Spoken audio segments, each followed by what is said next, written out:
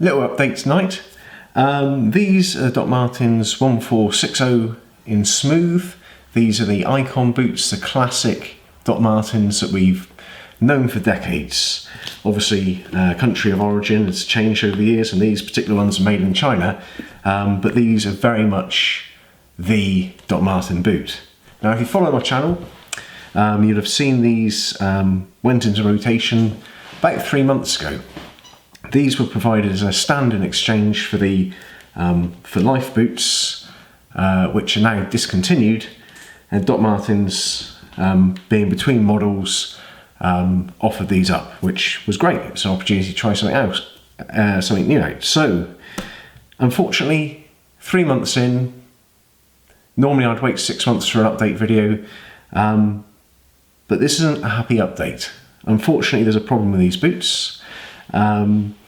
In my earlier video, which covered the breaking in after about a month of use, I did talk about the small, fine creases which are forming around the toes. I applied a bit of the Wonder Balsam to try and manage that and give as much care as I could for the boots. But over time, those creases have actually now turned into, on the left boot, a very small split, probably about, I don't know, just under a centimetre long. I'll come in for a quick close-up so you can see it, but a split nonetheless. Now, it's not all the way through.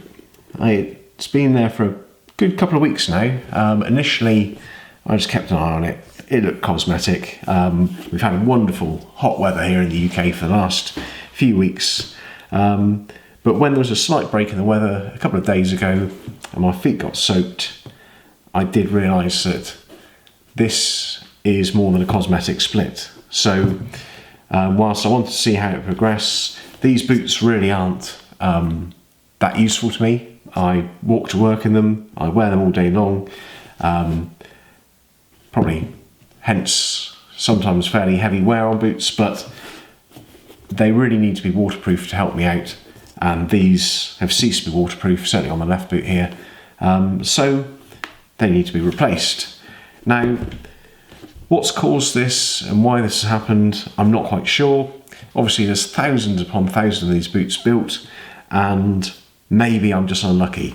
Maybe I give my boots a hard time, you know, maybe I walk too hard, I'm not quite sure what it is, but these boots have failed, and that's just life. I guess every company has a product which occasionally lets their reputation down, and it's really what they do when presented with that problem that defines them, isn't it? So, you know, things go wrong, and it's how we deal with those issues that allow us to progress. So I contacted Doc Martens by return. They responded, no problem at all with exchange, sent me prepaid return slips ready to paste onto the box, so I can just drop that off at the post office, and as soon as I give them tracking information, they'll send out a new pair to me. So I think that's a pretty good response. I did send them a photo, I explained the issue. I guess it's quite obvious, but I thought their response was really good, really fair, and as good as you could hope for. So I'm not going to judge them by the quality of these boots or the failure in the leather on one boot, but I will say that they back up their products and they're putting it right. Now, the silver lining to this cloud is obviously a new pair of boots, great, but the new hard life boots, the boots which are now offered in exchange for these for life boots, are now in stock. So I can get to try those out. I think if I can get them quickly, I might be able to get the first review up on YouTube to cover those, which will be great for my channel. I've covered Doc Martens boots for ages, so it's quite fitting really. But the new hard life boot, as far as I can tell, it is being offered as a replacement for 4Life boots. They are maintaining the 4Life deal, but the hard life boot itself is a sort of single purchase boot, as with everything else. I think they run at about 155, so a bit cheaper than the 4Life deal and a bit more expensive than these. Now, whilst the 4Life boots came with a enhanced sole and footbed and the waxy thick leather, The Hard Life boots themselves, the new ones, really only come with the upgraded leather upper, which is great. Really nice supple leather, different braking experience to these for sure, but the soles are the same, which kind of brings me on to what I found out about these boots over the last 3 months or so. Now, normally I'd cover this at 6 months, but in this instance there's no opportunity, so just going over the boot here, the main thing I've discovered about these boots is I believe that the compound that the soles are made out of is softer on the standard models than the 4 Life models. Now, the 4 Life models had a enhanced sole, it was thicker, the tread was the same depth, but the actual construction was thicker, so it would last longer. But if you compare this boot to the 4 Life boot, again I'll do a little close-up, but the 4 Life boot has been worn for 12 months. This has been worn for 3. Now, granted, the 4 Life boot has got more wear on it, but to my eye, not 4 times as much wear. So unfortunately, I think Doc Martens go for a softer compound on their standard boot, which is a shame really, because for all these boots, and every boot I've pretty much experienced, the sole is what dictates the longevity of the boot. Very rarely, unless there's a significant product fault, have I experienced a failure in the upper.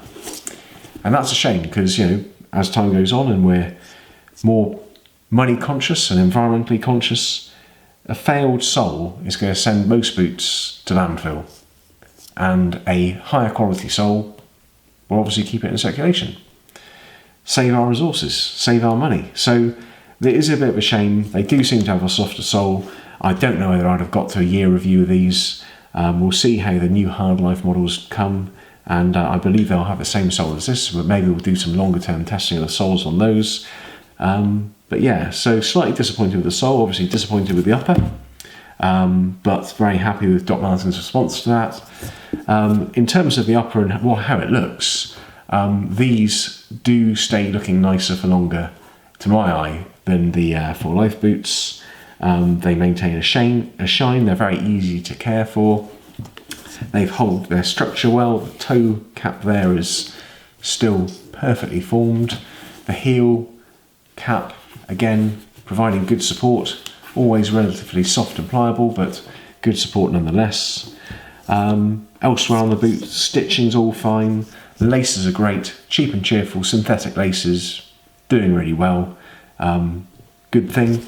The footbed, the insole, everything's fine with these boots. They've really just been let down by a defect in the materials on the fold there. So, if you want to find out more about these boots, or certainly my opinions on these boots, do check out my channel. A couple of months ago I did do a review or a update covering the breaking in experience and sizing. Highlights of that, breaking in on these really isn't too hard. Just take it easy, listen to your feet if you will, but the legend of Doc Martens being hard to break in my frame of reference, doesn't really stand up. I found them pretty easy to break in. The fit on these, slightly narrower than the 4 Life boots, but as I often find, I would say these are true to size. Certainly my strict size is 8, these are 8s for the UK. But yeah, check out my channel, you'll find some more reviews on these particular boots. You'll hopefully find a very soon update on the brand new Hard Life boots, and of course other things that interest me, as well as other brands of boots, which is a mainstay of my channel. Quality denim, everyday carry, fountain pens, pen knives, cycling, guitar. Do check out the channel if you haven't seen it before. If you like this video, give it a thumbs up. I'm sorry it's not a positive update, but an update nonetheless, and I do think that Doc Martens' response to this issue has been very fair. As I say, check out the channel, subscribe, thumbs up, and I hope that's useful. Okay, see you for the next video. Bye bye.